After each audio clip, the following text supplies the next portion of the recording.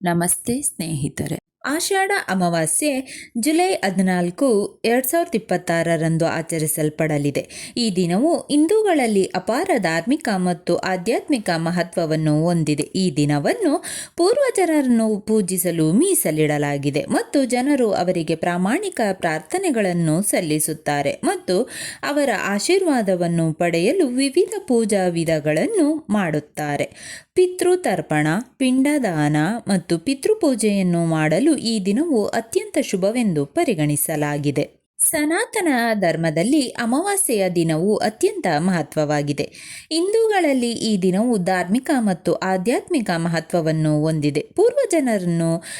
ಪೂರ್ವಜರನ್ನು ಸಮಾಧಾನ ಪಡಿಸಲು ಮತ್ತು ಅವರ ಮೋಕ್ಷಕ್ಕಾಗಿ ಪೂಜೆಯನ್ನು ನಡೆಸಲು ಜನರು ವಿವಿಧ ಪೂಜಾ ವಿಧಿಗಳನ್ನು ಮಾಡುತ್ತಾರೆ. ಅವರನ್ನು ಸಮಾಧಾನ ಪಡಿಸಲು ಮತ್ತು ಅವರ ಆಶೀರ್ವಾದವನ್ನು ಪಡೆಯಲು ಈ ದಿನವು ಅತ್ಯಂತ ಶುಭಕರವಾಗಿದೆ. ಗಂಗಾ ನದಿಯಲ್ಲಿ ಪವಿತ್ರ ಸ್ನಾನ ಮಾಡುವುದು, ಹವನ ಅಥವಾ ಯಜ್ಞ ಮಾಡುವುದು, ತಮ್ಮ ಪೂರ್ವಜರ ಶಾಂತಿಗಾಗಿ ಗಾಯತ್ರಿ ಮಾರ್ಗವನ್ನು ನಡೆಸುವುದು ಮತ್ತು ಜನರು ದೇವರ ಮತ್ತು ಅವರ ಪೂರ್ವಜರ ಆಶೀರ್ವಾದವನ್ನು ಪಡೆಯಲು ಅರಳಿ ಮರದ ಕೆಳಗೆ ದೀಪ ಹಚ್ಚುವುದು ಮುಂತಾದ ಆಧ್ಯಾತ್ಮಿಕ ಆಚರಣೆಗಳು ಮತ್ತು ಧಾರ್ಮಿಕ ಆಚರಣೆಗಳನ್ನು ನಡೆಸಲು ಈ ದಿನವು ಅತ್ಯಂತ ಶಕ್ತಿಶಾಲಿ ದಿನವೆಂದು ನಂಬಲಾಗಿದೆ. ಆಷಾಢ ಅಮಾವಾಸ್ಯೆ ಜುಲೈ 2026ರ ಆಚರಣೆಗಳು ಈ ರೀತಿ ಇವೆ. ಸೂರ್ಯ ಅಗ್ರ್ಯ. ಅಮಾವಾಸ್ಯೆಯ ದಿನವು ಅಪಾರ ಧಾರ್ಮಿಕ ಮಹತ್ವವನ್ನು ಹೊಂದಿರುವುದರಿಂದ ಪ್ರತಿಯೊಬ್ಬರೂ ಸೂರ್ಯನಿಗೆ ನೀರನ್ನು ಅರ್ಪಿಸುವುದು ಬಹಳ ಮುಖ್ಯ. ಆದ್ದರಿಂದ ಬೆಳಗ್ಗೆ ಎದ್ದ ನಂತರ ಈ ಆಚರಣೆಯನ್ನು ಮಾಡಬೇಕು. ಬ್ರಾಹ್ಮಣರಿಗೆ ಆಹಾರ ನೀಡಿ.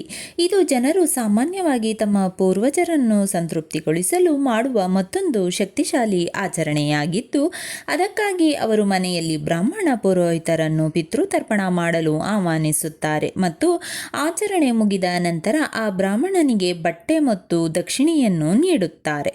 ಪಿಂಡದಾನ. ಅಮಾವಾಸ್ಯೆಯನ್ನು ಸಾಮಾನ್ಯವಾಗಿ ಪೂರ್ವಜರಿಗೆ ಮಾತ್ರ ಅರ್ಪಿಸಲಾಗಿರುವುದರಿಂದ ಪಿಂಡದಾನ ಮಾಡಲು ಈ ದಿನವು ಅತ್ಯಂತ ಶಕ್ತಿಶಾಲಿಯಾಗಿದೆ. ಅರಳಿ ಮರವನ್ನು ಪೂಜಿಸಿ.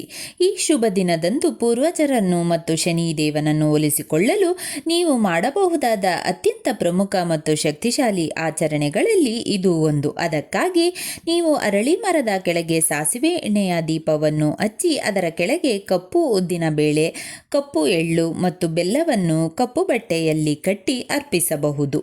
ಕಾಗೆಗಳು, ಹಸುಗಳು, ಇರುವೆಗಳಿಗೆ ಆಹಾರ ನೀಡಿ. ಈ ನಿರ್ದಿಷ್ಟ ದಿನದಂದು ಜನರು ಖಂಡಿತವಾಗಿಯೂ ಕಾಗೆಗಳು ಮತ್ತು ಹಸುಗಳಿಗೆ ಆಹಾರವನ್ನು ನೀಡಬೇಕು, ಏಕೆಂದರೆ ಹಸು ಸಮೃದ್ಧಿಯನ್ನು ಪ್ರತಿನಿಧಿಸುತ್ತದೆ ಮತ್ತು ಹಸುವಿನೊಳಗೆ 33 ರೀತಿಯ ದೇವತೆಗಳು ವಾಸಿಸುತ್ತಾರೆ ಎಂದು ನಂಬಲಾಗಿದೆ. ಆದ್ದರಿಂದ ಒಬ್ಬರು ಅವುಗಳಿಗೆ ಆಹಾರವನ್ನು ನೀಡಬೇಕು. ಕಾಗೆಗಳು ಪೂರ್ವಜರನ್ನು ಪ್ರತಿನಿಧಿಸುತ್ತದೆ, ಆದ್ದರಿಂದ ಒಬ್ಬರು ಅವುಗಳಿಗೆ ಆಹಾರವನ್ನು ನೀಡಬೇಕು ಮತ್ತು ಇರುವೆಗಳು ಶನಿ ಸಂಬಂಧಿತ ಸಮಸ್ಯೆಗಳನ್ನು ನಿವಾರಿಸುತ್ತವೆ, ಆದ್ದರಿಂದ ನೀವು ಅವುಗಳಿಗೂ ಆಹಾರವನ್ನು ನೀಡಬೇಕು.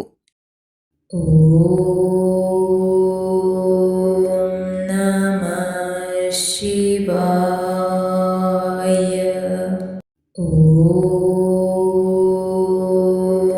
ನಮಃ ಶಿವಾಯ. ಓಂ ನಮಃ ಶಿವಾಯ.